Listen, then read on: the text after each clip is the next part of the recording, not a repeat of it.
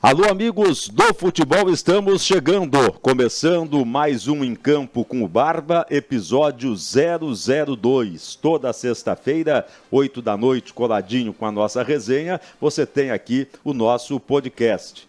Segunda-feira é o programa do Canindé Pereira, o Orgulho do RN. Terça-feira tem o Rodrigo Ferreira com o Mais Querido. Na sequência vem o Dionísio Oteda com o Almanaque do Gringo.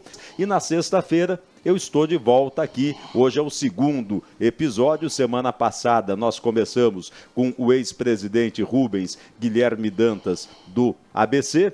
E hoje a gente vai receber uma figuraça que vai falar não só de futebol. Viveu muito, vive muito o futebol, viveu muito, vive muito a história e a vida do América, mas é um empresário também conhecido aí pelo Carnatal, uma das maiores festas do Brasil. Eu estou falando do Ricardo Bezerra, que está nos atendendo o nosso convite. Seja muito bem-vindo, Ricardo. Obrigado, mano. Aqui ao nosso Em Campo com Barba, para a gente bater um papo nesse cenário aqui de futebol que tu conhece. Muito obrigado pelo convite e eu quero começar aqui parabenizando você, Dionísio e todo o time de vocês, porque realmente você, que é uma realidade enorme, um histórico maravilhoso no rádio potiguar, no rádio brasileiro, esportivo, partiu para esse projeto novo, inovador, né, criativo, e eu, como adoro rádio, adoro esporte, não esperava tanto, sabe, Marco? Porque é uma revista, né? Você anunciou aí, a gente que vê e hoje tem a felicidade de, não podendo ver ao vivo, tem o YouTube que a gente acompanha. Eu nas madrugadas estou assistindo vários programas desse projeto seu e é maravilhoso. Parabéns. Eu vi um dado outro dia, Ricardo, que eu achei interessante. O YouTube, ele é hoje 18% da audiência em relação à televisão. Um levantamento, inclusive, da Globo. A fatia maior que a Globo perde de audiência não é para o SBT, não é para a Record, não é para nenhuma outra rede, é para o YouTube. E eu sou uma realidade disso. Eu tenho muito problema com a esposa de querer estar com a televisão ligada. Hoje, eu boto o fone de ouvido e fico vendo no YouTube, até o sono chegar. Às vezes, quando acorda mais na madrugada, continuo vendo as coisas, né? E é assim que eu acompanho várias coisas no YouTube. E os seus programas, outros programas esportivos, estão sempre nesse momento. Então eu hoje vejo televisão talvez 20% do que eu via. O YouTube ocupou mesmo o espaço. E um negócio que é interessante é o público do rádio. Não é aquele público mais tradicional do rádio. Ele também está migrando para o YouTube. O rádio é interessante, inclusive quando você estava lançando o projeto nós tivemos a oportunidade de conversar. Eu sentiria falta da sua narração se o rádio, porque o rádio na hora do jogo ao vivo é muito importante. E os mais velhos são acostumados a acompanhar, né? E hoje em dia que os clubes trocam tanto de jogadores, então vários jogos, você não, às vezes não conhece os 22. Até conheço os 11 do América, mas do adversário tem sempre alguns que... E a narração, você assistir o jogo no estádio, acompanhando a narração do rádio, é muito bom, porque no YouTube tem o delay, né? Então você não vê a hora do lance. No rádio não, você acompanha na hora que você exatamente o que está acontecendo naquele momento. Vai identificar jogadores, essas coisas todas. Eu vou dizer uma coisa, eu sou cria do rádio, eu não consigo me desligar do rádio. O rádio vem superando tudo, vai né? superando tudo. Vai conseguindo permanecer, né? Quando criado a televisão, agora a televisão vai matar o rádio. Não matou, o rádio se uniu. Aí veio o FM vai matar o rádio AM. O rádio AM exatamente. se juntou. Não, tá todo mundo junto, tem espaço para todo mundo.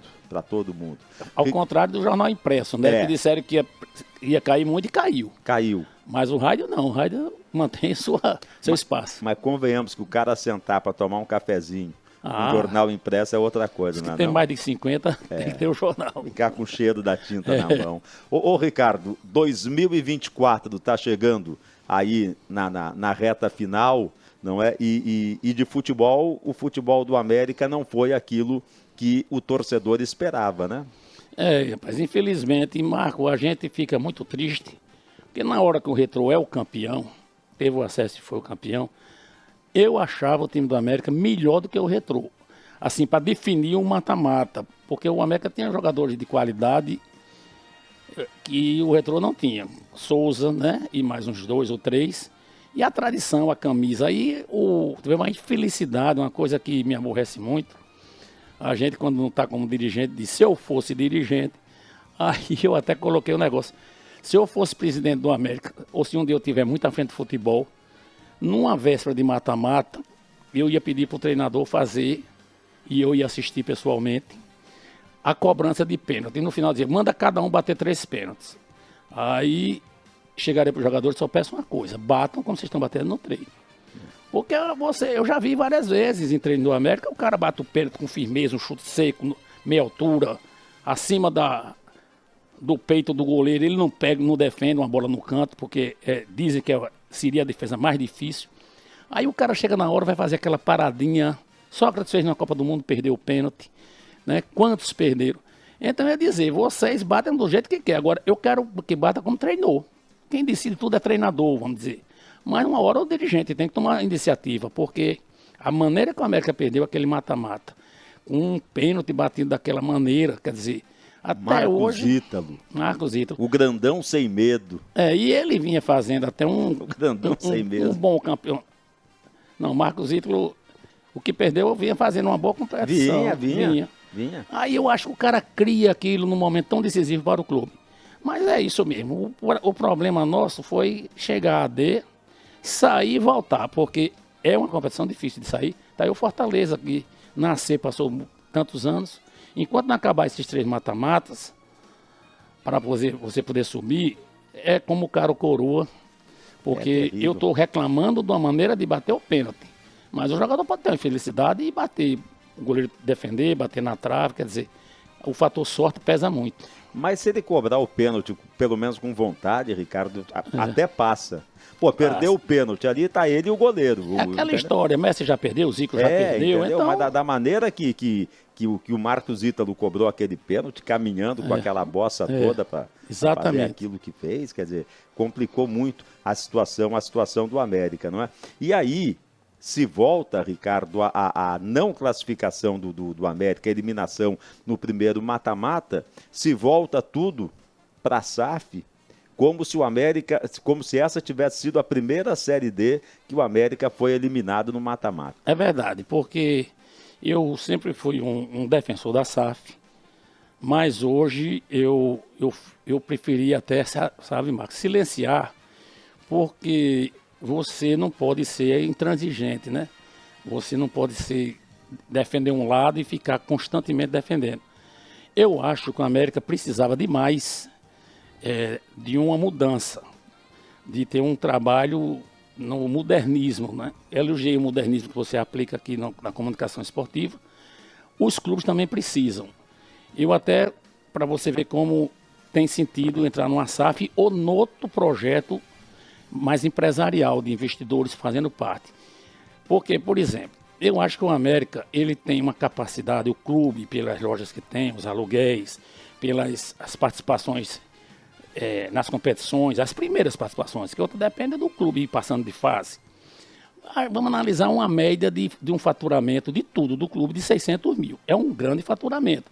Acho difícil, há poucos anos, o América, nas condições passadas, teria mais do que isso. Com 600 mil de custo, você tem condições para fazer uma folha no máximo de 500, porque tem 100 mil de custo de outras coisas, manutenção de gramado, vigia da sede, funcionário, fora do futebol. Com 600 mil, para subir é muito difícil. E hoje a gente tem que ver que o futebol mudou muito. Você vê agora a nossa Série B, eu até anotei aqui no papel a colinha, você tem um Laguna, né? Tem 3 dos 6 clubes, tem 4 que não tem tradição nenhuma. Isso. São clubes que já começam com um projeto ao estilo SAF. Mesmo que não sejam SAF, alguns são, outros não, mas são clubes que começam... São 3 SAFs na essência mesmo, né? O Laguna foi a primeira SAF aqui do estado. Exatamente. Antes até do América.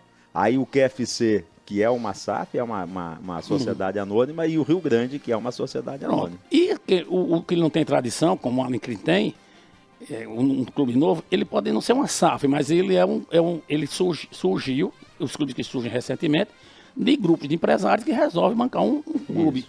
Não é aquela coisa de um clube que existe há 30 anos numa cidade do interior do Rio Grande do Norte, que vai ter condição de... Então o América partiu certo, só que foi uma coisa um pouco assodada. E esse começo, tem aquele velho ditado que pau que nasce torto morre torto, não houve um diálogo tão necessário que deveria haver. Eu, na reunião do conselho, eu me pronunciei totalmente a favor da SAF, porque o América vinha 5 anos sem sair na Série D. E nesses 5 anos, grandes nomes do América assumiram o América. Ou um presidente, ou juntou um grupo de grandes americanos, mas faltou o dinheiro. Porque antigamente, eu me lembro, de, vamos dizer, 15 anos atrás, a gente juntava uns grupos de americanos, algumas empresas, alguns abnegados, e fazia uma cota, vamos dizer, de 200 mil e resolvia o problema de 2, 3 meses. Hoje, 200 mil, você paga completa uma folha, mas depois de 15 dias precisa mais 300. Isso. E aí ninguém vai falir, quebrar ou tirar o patrimônio da sua família num montante tão grande. Então o futebol, com poucas exceções no Brasil, que o Flamengo é uma, o Palmeiras é outra, mas não deixa de ser um investimento empresarial, né, da Crefisa, que aí depois de patrocinador a proprietária passou a ser presidente, mas não é o dinheiro do Palmeiras, de sócio-torcedor, de sócios, é um dinheiro de um grupo empresarial. Então o Flamengo é uma exceção, né? E poucos outros. Então o América tem que partir para isso. Agora, tem um negócio que diz, o América vendeu o futebol. O América não vendeu o futebol. O América fez uma negociação onde ele tem 20% do projeto. E como é que você tem 20% do projeto, aí vem uma... Eu defendo muito a SAF, mas eu tenho que, nesse momento, ver por que 2 anos sem sucesso. Você tem um sócio que tem 20%, mas tem a história do clube, tem a experiência do clube. E como é que você não dialoga? Não presta conta todo mês. Não é nem prestar conta, não senta à mesa, no mínimo 15 em 15 dias, todos juntos, se são sócios. Como é que o presidente da entidade, né, no caso Hermano Moraes, não sabe várias coisas, não opina? Aí eu tenho uns exemplos, por exemplo, vários exemplos. Eu vou citar um para você, que é muito pessoal meu. Eu, na Copa do Mundo, meu filho está aqui vendo, a gente assistindo o jogo até na casa de Gustavo Carvalho, em Pinagi, Brasil e Camarões. 3º jogo, o Brasil já estava classificado, Tite coloca o time em reserva. Foi a aposta que eu ganhei mais dinheiro, porque eu apostei no Camarões. E o Camarões ganhou de 1-0, a gente assistindo com as 30 pessoas, não ia vibrar no gol do pau. Eu queria até que o Brasil ganhasse, mas tive a satisfação de ganhar um bom dinheiro na aposta, porque time reserva não ganha jogo. Começa logo que você tem 11 jogadores que poucos jogaram juntos, se usam titulares, não tem. Então, daqueles 11 que entram reservas, 3 ou 4 dali estão jogando sempre. Tem jogador ali que jogou uma partida, 2. Então, o lateral direito nunca jogou com o meia. Quer dizer, ele não... E hoje, como tem pouco coletivo, cadê o entrosamento? Antigamente, os times jogavam o time principal contra o time reserva. Então, o time reserva tinha um certo entrosamento de tanto coletivo que fazia. Hoje não se faz coletivo. Muito pouco. Aí é o que eu digo. Estou citando um fato para explicar como é necessário o dirigente tradicional. Pode ser uma SAF, traga os dirigentes. Agora o cara vem do Rio Grande do Sul, outro vem de São Paulo. Por exemplo, se um time numa cidade que não tem praia vai viajar, aquele negócio que contar 2 competições, e poupa 6, 8 jogadores, ele está até certo. Mas aqui em Natal, eu sempre fui contra. Teve uma vez, se a gente tiver tempo, eu vou citar um exemplo, eu sempre fui contra. Porque em Natal você diz, vamos poupar esses 6 titulares, porque estão jogando muito, e eles, às vezes numa Série B, por exemplo, vai jogar na quarta-feira no Paraná e no domingo em São Paulo. Aí é uma semana fora de casa. Então os 5 ficam aqui. Aí o cara mora em Ponta Negra, Marcos. Ah, meu Deus. Aí o cara, os mais ajuizados, que são casados, junta 3, 4, 5 casados, vão ver o jogo, começa vendo o jogo do América, em casa. Vão beber.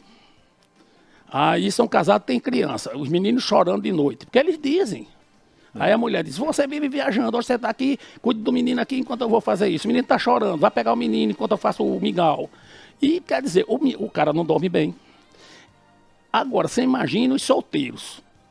Eles ficam, pô, eu estou aqui, o treino vai ser amanhã à tarde. Porque o plantel está todo viajando, o cara passa uma semana aqui, ele vai fazer o quê? Ele treina de manhã, 2, 3 horas, e à tarde ele está livre para tomar a cachaça dele e toma mesmo. Tem forró todo dia. Então, quer dizer, quem sabe isso? Dentre muitas coisas que nós sabemos pela vivência.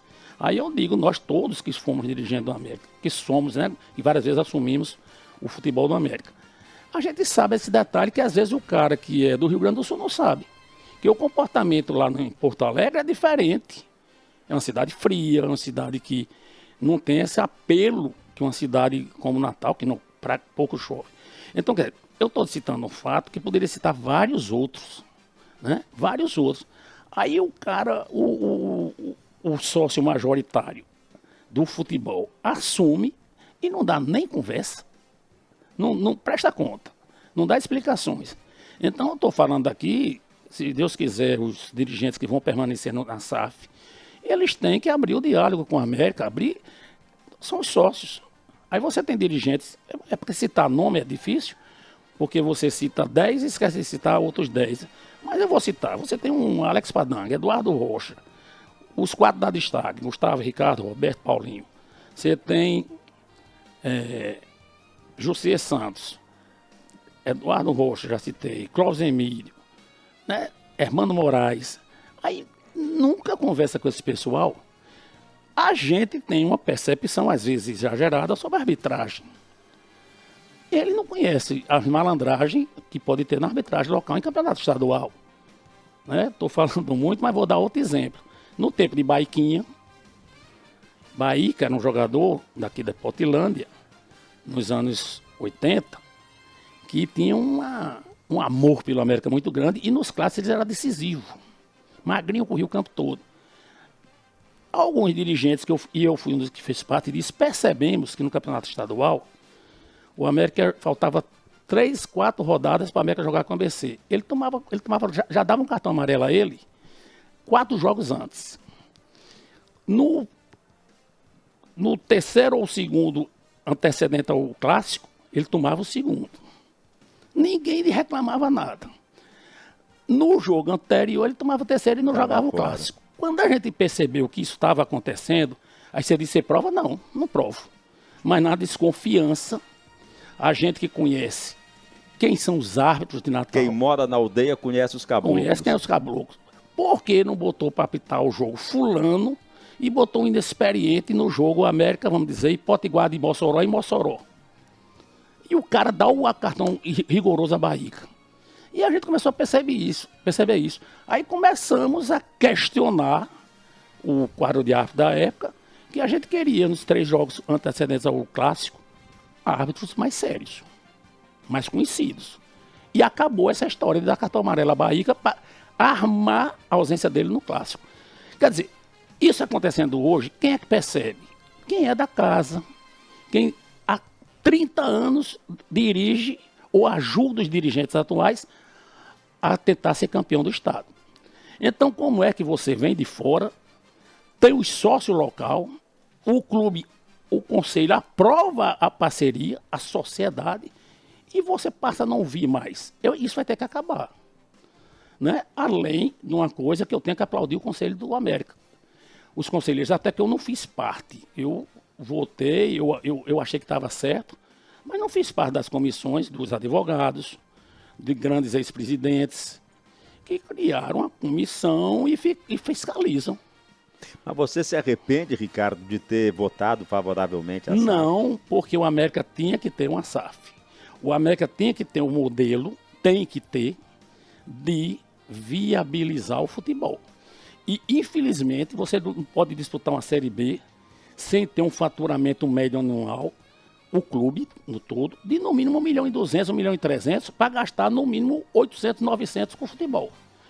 Tem um detalhe, para você ver como o dinheiro pesa, que em 2021, Ricardo Valério assumiu a presidência. Né? o presidente, o primo de Padang, chega, Leonardo, renunciou, Ricardo assumiu, era o vice, e me ligou. E eu fui ser o diretor de futebol dele. E quando a gente chegou à final, ao terceiro mata-mata, Ricardo, que é economista, disse, Ricardo, e a premiação é fundamental agora. Ele chegou para mim e disse, X, eu acho que eu posso dizer o nome, 300 mil. O que é que aconteceu? Eu digo, rapaz, como é que você vai, porque a gente vai ter que pagar. A América não pode subir, os caras que subiram, não. Aí me explicou e ia viabilizar os 300 mil. Parte desses 300 mil iria ser captado pela conquista, entusiasmo do acesso. Mas ia dar certo. Aí eu disse, pô, estamos acima do Floresta. Quem é o Floresta na história do futebol para se comparar com a América ABC? Nada. Aí, esses jogadores hoje têm WhatsApp, os grupos. E jogadores que jogavam no América faziam parte de um grupo de WhatsApp com jogadores que jogavam no Floresta. Por exemplo, digamos que eles jogaram junto no Náutico, em outros clubes. Aí, os jogadores começaram a saber que sabe quanto era a premiação do Floresta? Eu acho no máximo, nossos 300 mil. 500 mil para do Floresta. O Floresta é o cara da Santista Têxtil lá, né? Era. Aí você vê, vem a coisa do empresário, do grupo empresarial. O Floresta estava sendo administrado, quer dizer, aquele cara do ramo de confecções, e disse que ele também, do dinheiro que ganhou com confecção, teve outros caminhos que ganhava mais dinheiro, mérito dele, mas estava como empresário. Botou a empresa dele de frente, deve ter tido outros amigos empresários que apoiaram. Aí chega aqui com uma vantagem enorme em cima do América. Por quê? Porque o América vivia do sócio-torcedor, vinha de uma pandemia, encerrando a pandemia. Então, conselheiro inadimplente, eu era um deles, porque todo mundo não sai de casa, como é que ia pagar? O América não tem a cobrança, todo mundo deixou de pagar algumas coisas, né? Até porque não sai de casa. Aí você vê um Floresta chega com uma condição muito superior do América, financeiramente. Então, ou se parte para uma SAF, ou a coisa vai degringolar. Eu, inclusive, quando eu me encontrei com um dirigente da ABC, ele disse, vocês vão ter que partir também. Pronto. Aí ele disse, você acha, Ricardo? Eu não digo nem uma SAF, mas vocês podem até dentro, mas empresarialmente alguém assumir, um grupo assumir. No América a gente fez isso uma vez, batemos com a cabeça. Um certo ano, foi a Nutridei, que era uma empresa patrocinadora da América, Eduardo Rocha, a Destaque e a Padang. Era Amepar. Passamos um ano assumindo o América. O que é que aconteceu?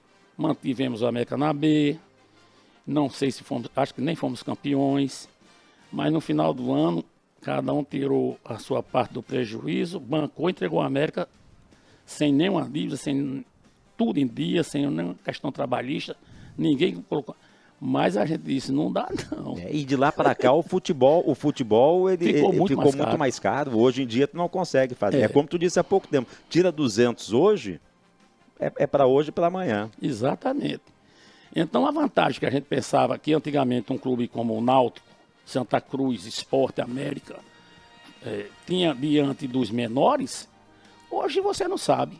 Por exemplo, o América ABC corre um risco seríssimo se não acertar num projeto moderno, com grupos empreendedores se juntando ao clube, de o Santa Cruz dos queridos Quebra-Osso e Lupécio, pessoas que eu adoro e admiro o trabalho deles. Você já pensou se uma grande empresa, um grande grupo do sul do país ou até do exterior se juntarem a eles? Porque se prestarem atenção, vão se juntar. São pessoas sérias, com trabalho já muito bem feito. Eles vão passar a ter o profissionalismo em uma condição financeira infinitamente superior ao ABC. O ABC foi o terceiro colocado do estadual. Exatamente. E perdeu para o Santa Cruz. Por quê? Porque o Santa Cruz pagou tudo em dia. Não tem uma cobrança do torcedor que o ABC tem. Quer dizer, e a cobrança do torcedor é inteligente. A gente tem um exemplo dessa semana passada do Flamengo. O torcedor, quando viu que Tite estava pisando na bola, tirou mesmo. Porque o Flamengo estava segurando e eu cantei essa pedra com amigos meus que assistem futebol junto. O Flamengo estava segurando, com outro contrato de título acaba em dezembro, para não pagar a multa rescisória. Vamos torcer que ele ganhe pelo menos na Copa do Brasil e vai levando. Mas o torcedor empurrou. Então, por exemplo, um time como o Atlético de Minas Gerais, né? Isso. Pronto, ele joga uma competição sem as cobranças que o América tem. Ele é da Série C, se eu não me engano, né? Tá subindo agora, né? Tá subindo. É um favorito ao acesso. Tem um dinheiro maior do que o ABC tem, provavelmente. Volta Redonda e Remo já subiram. Já subiram. Aí um Atlético desse, ele não tem a cobrança que nossos times, os clubes tradicionais têm, não tem um passivo que os clubes tradicionais têm. Então tem que ser a favor de uma SAF. Agora, como foi assodado, eu não culpo ninguém. Quando os diretores da época começaram a negociar, lógico que tem um detalhe que às vezes se você falar muita negociação que está tendo, atrapalha. Mas também faltou um diálogo maior na chegada do grupo da SAF. E faltou e continua faltando um diálogo dos sócios. A SAF com a instituição. Né? E essa falta de diálogo, primeiro, cria atritos, cria críticas, cobranças e, principalmente, você deixa de contar com quem pode colaborar muito. O América, Ricardo, nesse episódio da SAF, olhando de fora, de quem está acompanhando e buscando notícias, eu tenho a impressão que houve excessos dos dois lados. Excesso de um lado, por exemplo, de alguns conselheiros, de alguns ex-presidentes um pouco mais radicais no sentido de ser contrário à SAF, embora depois tenham aprovado, e da SAF que chegou muito, muito fechada, né? Exatamente. Eu acho que faltou um interlocutor aí, um mediador aí para fazer o meio de campo. Ó, você está chegando daqui, vem para cá, esse aqui é o fulano, né? Olha, Marcos, eu digo que algumas pessoas até tentaram, porque eu tentei. Eu, como defendi, depois vi grandes colegas meus, pessoas que eu admiro muito. O América saiu rachado dessa SAF? Não. Por exemplo, eu me senti um pouco incomodado de ter um posicionamento diferente dos meus grandes companheiros de conselho e de diretorias. Mas eu tenho convicção que ou a gente faz alguma coisa, vamos passar. Você já pensou a América passar 5 anos na Série D? Por que não saiu? Porque precisa aporte financeiro maior. E o clube não tem mais nem o que vender. Você está dizendo que o erro não foi a SAF em si, o erro foi a condução. Foi. E a parte que é errada da SAF, que eu defendia muito, a parte errada da SAF é que na hora que assinou o contrato, vocês ficam aqui, que quem toma conta agora somos nós. E você não ouvir 10, 15, 20 dirigentes, conselheiros do América, que passaram anos e anos ali, não é dar satisfação, não, é trocar ideia. O América, quando teve sucesso, por exemplo, nós tivemos muito sucesso no América porque juntou-se grupo de pessoas de características diferentes.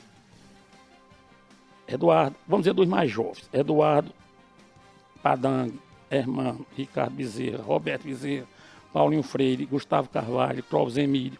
E a gente se juntava, independente de quem estivesse à frente, ajudava. Por exemplo, Eduardo é o mais assim, vamos dizer, o mais bravo. Mas, por exemplo, foi fundamental para o América ser campeão do Nordeste. Eduardo, presidente, eu nunca me esqueço, chamou a gente lá no Flat Potengi, Eduardo morava lá na época, fomos para uma sala do Flat Potengi com Arthurzinho. Qual era o problema? Arthurzinho, o América, por ter melhor campanha do que o Vitória, decidia se o jogo fazia o primeiro jogo ou o segundo em casa. Arthurzinho queria fazer o segundo. Eduardo queria fazer o primeiro. Os dois estavam certos. Arthurzinho só olhou a parte técnica e confiou no trabalho dele. Até porque ele tinha sido treinador do Vitória. Ele disse, eu não vou trazer goleada de lá, não. Para ganhar a gente, eles vão penar. E aqui a gente ganha. E Eduardo disse, meu amigo, eu quero ser campeão, mas eu prefiro jogar a primeira logo aqui, porque a gente primeiro pode sair na vantagem, depois eu já faturo. Isso. Para pagar o que está devendo aos jogadores. as folhas que tem indenização, ia terminar o ano. Aí Eduardo chamou nós, que eu fiz parte, que votamos a favor da proposta de Arthurzinho, ganhamos. Eduardo, eu vim aqui para decidir. A maioria quer, vamos jogar a primeira lá. Jogamos, perdemos de 1-0 e ganhamos aqui de 3-2, né? 2-1, 3-1. Tiramos a vantagem aqui. Arthurzinho estava certo. E o dinheiro entrou, E porque o dinheiro na hora entrou. E o dinheiro entrou. Quer dizer, por que a SAF não escuta como Eduardo escutou? Como o Gustavo sempre escutou? Né? Então, por exemplo, tem uns detalhes. Essa história de Ponta Negra, teve uma vez, a gente na Série B, Gustavo, presidente do clube, e a destaque, lógico que Eduardo participando, Padanga participando, mas quem carregava no dia a dia, Gustavo, primeiro, quando a gente subiu da C para B, Gustavo foi arredatário do futebol, contando com o apoio de nós três da destaque. A gente colocou a estrutura da gente e outras coisas e subimos da C para B. Da B para A, o doutor Gé Rocha chamou e disse, Gustavo, o Conselho do América, o estatuto exige agora que tenha um presidente. Ou você vai presidente ou a gente vai ter que fazer uma eleição. Aí Gustavo disse, e foi unanimidade, foi aclamado. Chegou um certo jogo, a gente tinha 5, 6 jogadores machucados, 3, 4 bons, titulares, mas outro machucado. Eu no conselho disse, rapaz, eu no CT, eu disse, Moura, vamos fazer o seguinte, além da relação do treinador, vamos levar esses 5 jogadores, esses 6. Só fica aqui os meninos da base que subiram. Estava muito unido o plantel, sabe? Muito unido, as esposas. Alessandra, esposa de Moura, ajudou a juntar as esposas dos jogadores. Era uma união espetacular de família. Eu digo, vamos levar todos os jogadores. Por quê? Porque eu não queria deixar os caras soltos em Ponta Negra. O América ia para 2 jogos, esses caras iam ficar aqui. Outra coisa, tinham líderes do clube que não iam viajar no dia a dia da concentração. E levamos. E eu me lembro que Eduardo, pelo amor de Deus, Ricardo, é mais tanto de despesa. Eu digo, Gustavo, mas é importante. E aí, quando um decidia, a gente na nossa empresa sempre foi assim, todos aceitavam. E levamos. Quer dizer, quem podia ter uma decisão dessa não é nem quem entende mais de futebol. É quem vivia muito de um dia a dia do plantel e sabia que era perigoso daqueles 6, uns 3 ficaram aqui em Ponta Negra.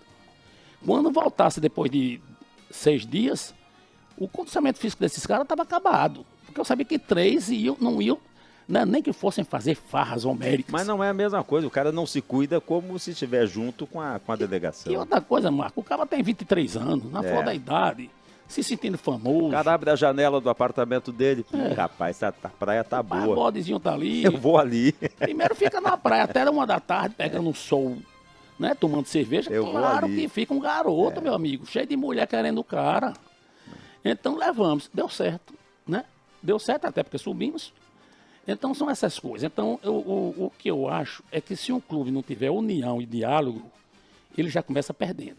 Eu tenho a impressão que essa união tá se encaminhando com essa mudança aí, não é? Eu acho que porque... eu soube já de reuniões que aconteceram, inclusive uma na federação. Depois houve uma outra, né?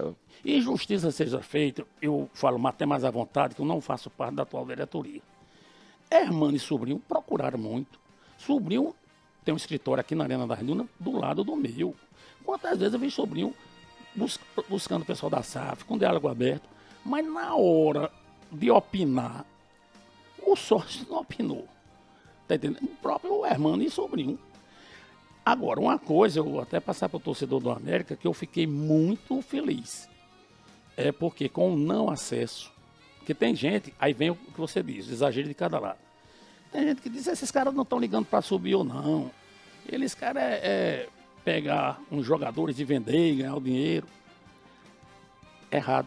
Por quê? Porque diz que os maiores investidores ficaram totalmente chateados com o não acesso. Imagino. E, por isso, algumas mudanças dos dirigentes da SAF. Dos dirigentes sendo ou não investidor. Só que os maiores investidores ficaram chateados com o insucesso. Então isso é positivo, porque se apaga coisa que os caras não estão fazendo questão de ganhar. Estão.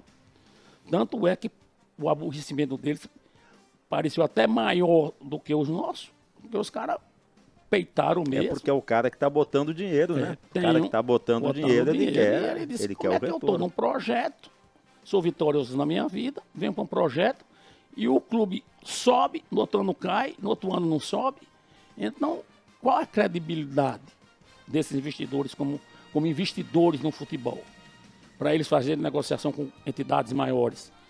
Então é isso, o aborrecimento dos grandes investidores da SAF, para mim, foi um sinal muito positivo de que a SAF tem muita coisa positiva também. Essa SAF. Eu tenho a impressão que sim, e que esse ano, agora, próxima temporada, vamos ver o anúncio do técnico, né? Porque Série D também, Ricardo, não se faz com jogadores de grife.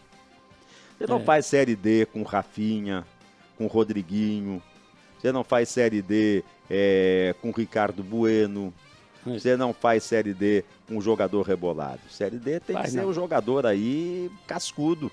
Tem que ser. Você não faz Série D com um técnico que se orgulha de dizer que nunca jogou uma Série D. Eu, sendo dirigente, eu nunca joguei uma Série D, nem vai jogar esse ano.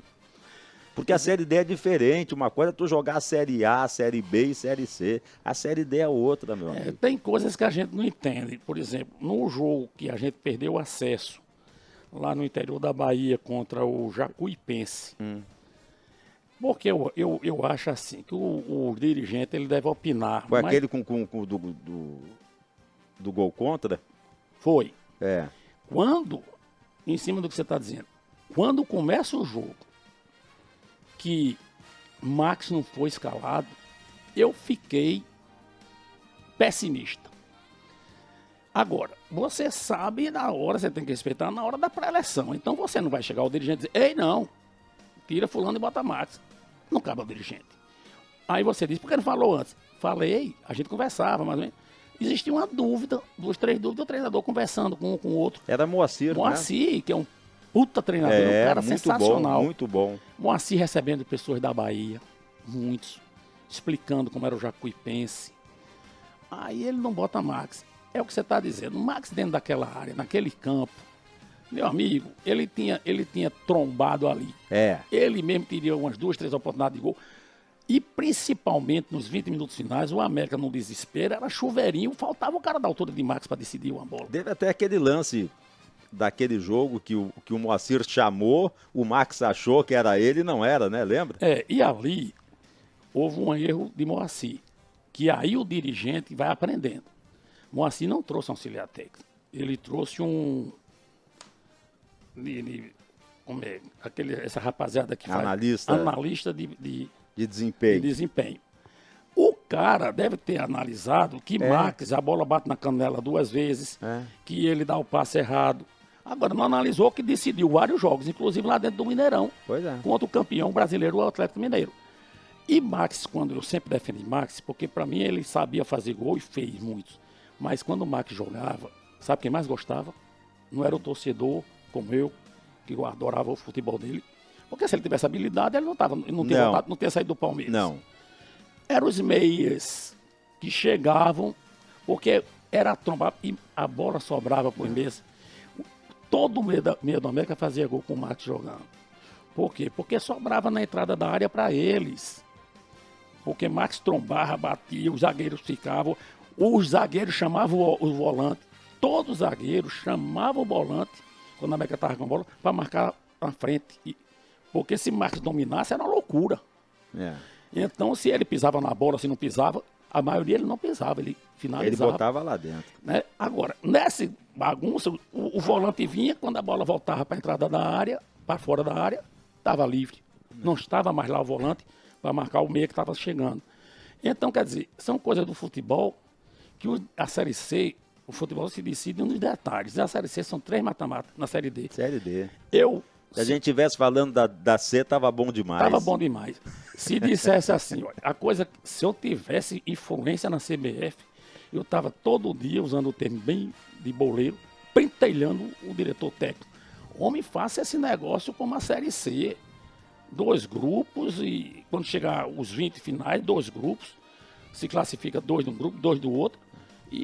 Tem um projeto aí da CBF para 20, a gente vai para 25, para 26, a Série C com 32.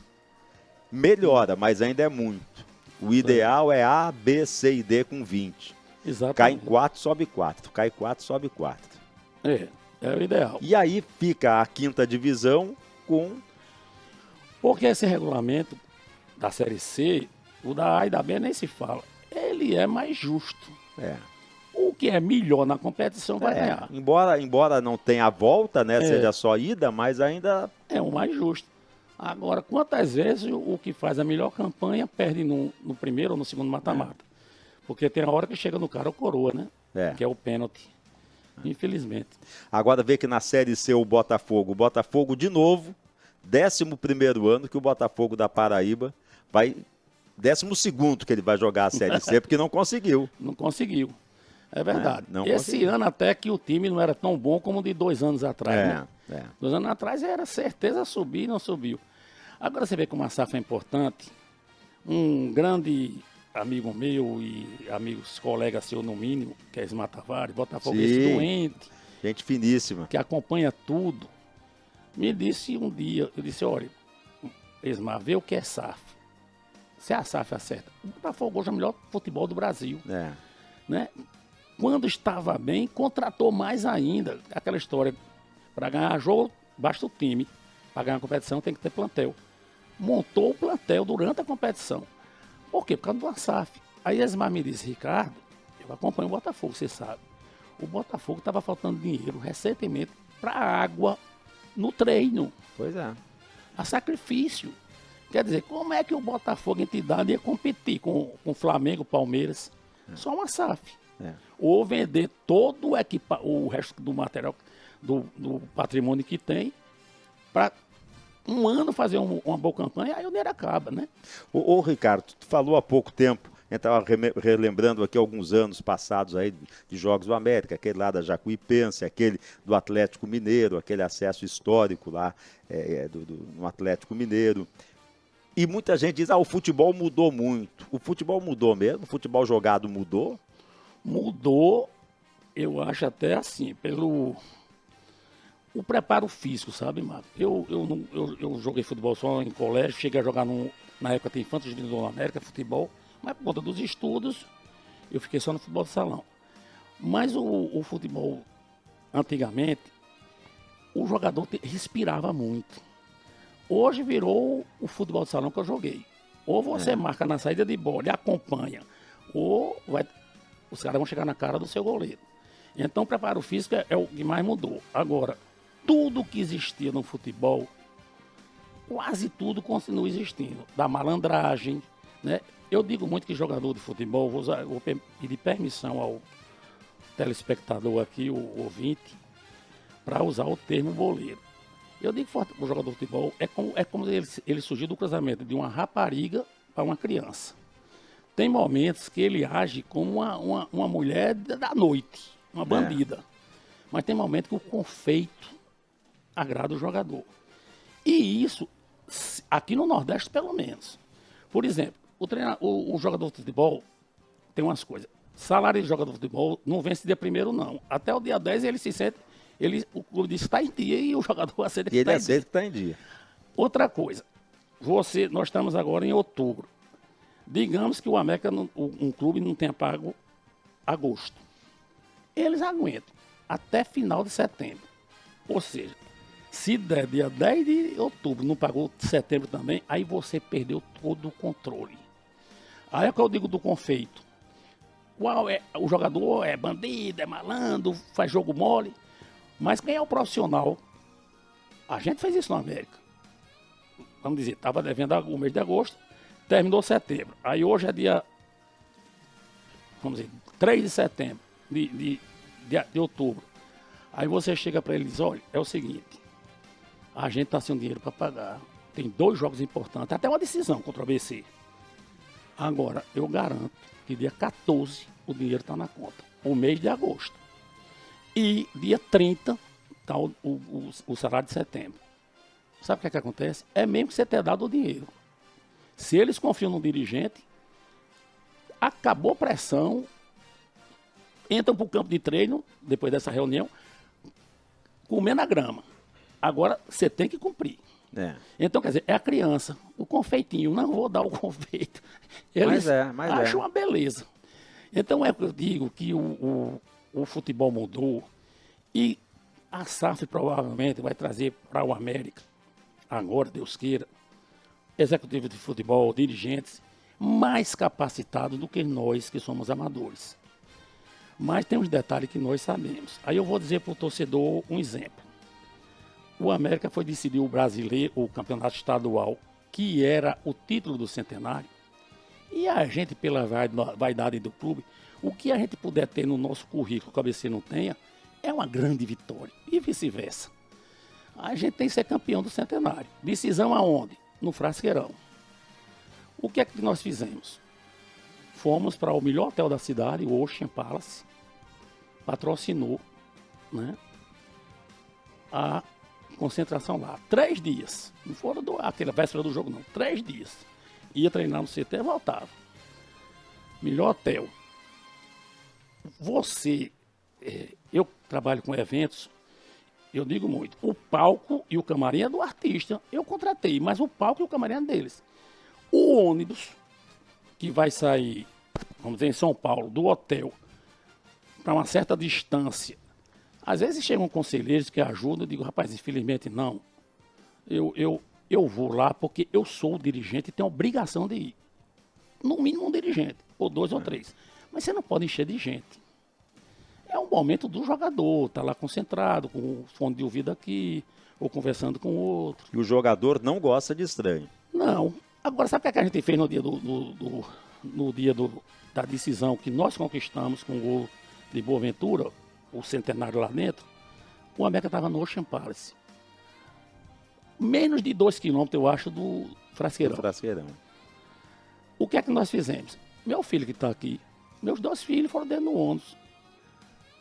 Os 8 dirigentes, cada um dos 8, tinha meus 2 filhos, devia ter mais 6 filhos dos outros, e os jogadores tocando samba, uma roda de samba, até lá, uma desarrumação, não desconcentrou ninguém não, descontraiu, desceu no vestiário tocando samba, tudo pronto, agora silencia e ninguém entra no vestiário. Vamos para as arquibancadas. Quer dizer, aquilo mostrou uma união, passou fogo para os jogadores. O futebol tem um detalhe, às vezes você quebra a regra porque sabe que vai ser bom. Agora, tem detalhes como outros que eu já contei aqui, e esse agora, que quem sabe é o dirigente. Né? O cara que vem do sul tomar conta aqui de América do ABC, ele nem atenta que é vizinho. O ônibus não vai fazer ninguém descansar, é só para chegar no ônibus que não vai chegar de táxi. Não vai andar a pé. Não vai andar a pé. Então foi um momento de união, de eles sentirem que estavam dirigindo lá, estavam as crianças, né?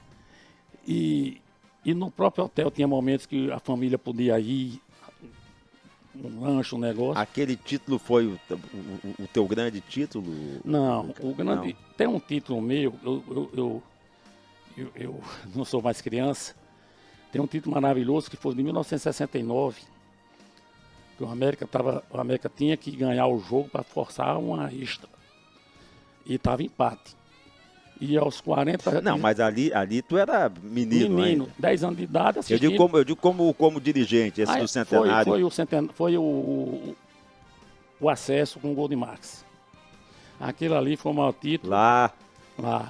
Porque não brinque não, você está no estádio com mais quase 90 mil pessoas, 82 mil pagando. Aquele dia eu cheguei 9 e tanto da manhã no estádio e saí só não sei que horas da noite. Que não se mexia ninguém. E você perder de 2-0 e empatar o jogo, reconquistar o ponto que perdeu aqui para o Santo André, né? Quer dizer, a gente saiu daqui, Marcaria que é o dirigente, a gente saiu daqui para Brasília. O presidente, que era Gustavo, eu, Roberto Fernandes era o treinador do Brasiliense. Nós fomos com a mala branca, que eu acho correto. Você não pode pagar ninguém para abrir jogo. Mas incentivo, pronto, o bicho vai ser dado. Só que alguém está doando o bicho. Nós chegamos lá, mandamos emissários. E o Brasiliense, perdendo, fez 1-0. O Paulista virou o jogo. E ao mesmo tempo que o Paulista virou o jogo, 1-1, 2-1, 3-1 dele. Lá acabou. Que a gente ou fazia um ponto ou o Paulista não conquistava o ponto. Aí o Paulista começou a ganhar. Aí a gente perdendo 2-0. E os jogadores entraram no segundo tempo com uma vontade, com uma raça, ganharam na vontade e num bom esquema tático montado, né? Por Herberto da Cunha. E foi aquele gol de Max, aquilo ali, a bola passou 2 horas para entrar, para a gente que estava ali. Eu imagino. Entrou. Aí depois haja coração, né? Porque alguns jogadores do Atlético foram para cima mesmo. Teve até um que era muito amigo de Souza. Rony. Deu um chute da intermediária. É. Graças a Deus você não gritou, adivinhei. Teve uma hora que o Souza abraçou o Rony, assim. Foi. Aí depois não, para aí, já tá bom pros dois lados Tá bom aqui. pros dois lados. E foi interessante, Marco, porque você estava assim na cabine, não sei se você ouviu. Quando terminou, o Gustavo ainda não tinha feito a redução dele, não. Ele era gordo. Desceu em tempo recorde para dentro de campo e a gente atrás. Quando a gente desceu, era a torcida. Aplaudindo, gritando eu o nome lembro. de Souza. E os jogadores do América foram muito inteligentes. Quando eles começaram a aplaudir e gritar o nome de Souza, os jogadores foram tirando a camisa e jogando para a torcida do Atlético. Foi um negócio lindo, emocionante. Quer dizer, ali foi o grande momento, né? E aí veja, Ricardo, o fosso que se abriu do nosso futebol. Hoje a gente está falando o quê? Pô, tomara que dê para chegar na Série C. Tomara que os dois se mantenham pelo menos na Série C. A gente está há anos-luz da Série A. Eu já nem sonho, eu já nem projeto mais o nosso futebol na A. Na A tá não, muito na difícil. B eu já acho dificílimo. Na A eu acho hoje impossível. E futebol é um negócio muito difícil de fazer. O América passou no ano que caiu para C. Foi aquele ano que fez aquela grande campanha na Copa do Brasil. Ganhava a Copa do Brasil e perdia o brasileiro. Tanto é que fez a melhor campanha da história, eu acho, do Clube do Rio Grande do Norte na Série na Copa do Brasil e foi rebaixado para a Série C, da B para C. É o Corinthians de hoje, né? Uma campanha que pode ser campeão brasileiro, está bem aí ainda na Libertadores e está na zona de rebaixamento há um tempo. Que eu acho que vai sair. Mas é o futebol, né? O futebol é bom por isso. Porque não é como peça de teatro que todo mundo sabe o final. Ninguém sabe o final. O futebol é a tua grande paixão. E principalmente o América. Eu tenho simpatia pelo Flamengo, mas eu digo que o Flamengo é 0,001 meu amor pelo América. E quando eu jogo América e Flamengo, só tem um adversário que eu quero que o América ganhe mais do que ganhe do Flamengo, é o ABC. Mas eu sou doido para ganhar do Flamengo, porque é o maior clube do Brasil. Então eu quero que o meu Mecão ganhe o maior do Brasil. Tomara que a gente possa, mas eu acho muito difícil a gente ver esses confrontos aí de novo, a não ser numa Copa do Brasil aí, esporádica e tal. Mas além do futebol, Ricardo, eu acho que a tua outra grande paixão é o Carnatal, né? Que tá chegando aí. É o Carnatal e teve um momento muito feliz, Marco, foi quando a gente teve o primeiro acesso à Série A, 96. Que eu cheguei aqui em 97. Que o jogo foi fora e chegaram os torcedores, o pessoal das torcidas organizadas, tudo, com Augusto à frente. Augusto Varela à frente. Ricardo, o que é que a gente faz? Eu digo, bota a torcida toda aqui na entrada do corredor. Quando o trio de Ricardo Chaves entrar, que é o próximo, entra todo mundo atrás com bandeirão tudo. Naquele momento eu estava feliz pelo América e feliz pelo Carnatal, com um bloco não da programação, que foi o bloco da torcida americana, uma festa maravilhosa. Mas antes eu não queria concluir que do grande momento que eu vivi, eu fui o único dirigente presente. Tinha o conselheiro Pepeu Lisboa, tinha doutor Antônio Aladim, Antônio, muito amigo do Meterlin. Araújo? Antônio Araújo, estava lá vendo o jogo, e poucos outros americanos, aquele 5-2 no Fluminense. Sim. E aquele jogo, Marco, tem um detalhe que é impressionante. O América tinha que fazer 3 gols de diferença a partir do primeiro minuto do jogo. Mas, no intervalo em diante, o América tinha que fazer 3-0 no Fluminense em 45 minutos. E fez no segundo tempo. Com Oliveira Canindé. Com uma dupla, você vê como o futebol ofensivo é bonito. Que naquele dia jogou Marques e aquele outro atacante que fez o primeiro gol, inclusive. Alfredo. Ele meteu 2 camisa 9, né? Um com a 9, outra com a 8 ou a 11, sei lá. E os dois fizeram os gols naquele jogo. Então ali foi uma felicidade muito grande, porque eu estava ali como dirigente do América, né? E faz parte do meu currículo também, mas não tem igual ao 2-2 no Mineirão, não. Aquele jogo do América e Fluminense foi engraçado. Eu estava na Rádio Cabugi, aí eu fui, na semana do jogo, ver a escala. Aí tava lá, narração Marcos Lopes, off-tube, no estúdio. Aí eu fui falar com a direção. Aí o diretor disse, rapaz, depois do primeiro jogo, a gente vai gastar uma passagem pro Rio de Janeiro. Meu amigo Ricardo Alves, muito organizado. A gente vai gastar uma passagem pro Rio de Janeiro, botou a cadeira dele para trás e disse, não, faça daqui. Vamos fazer, mas faça daqui.